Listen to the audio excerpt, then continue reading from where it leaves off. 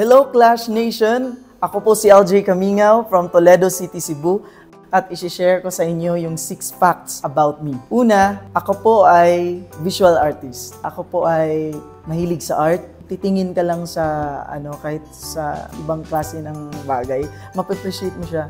Tapos mapasabi mo na ang talino ng Panginoon, grabe napaka-powerful ng Panginoon. Ako po ay nakapagtapos ng pag-aaral. Ako po ay hindi nalilate. Para po sa akin, dapat before dumating lahat, alam mo kung sino yung dumating, alam mo yung nangyayari sa takbo ng show, ganun.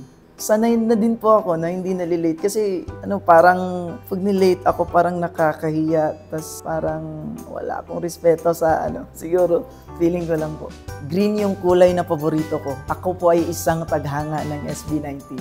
Naging taghanga ako ng SB19 kasi nakaka-relate ako sa yung story nila, yung pinagdaanan nila from 0 to 100, ganun. Sila yung nakapag-inspire sa akin sa pagkanta. Again, this is LJ Camingaw. Sana ay nakilala niyo ako sa facts about me.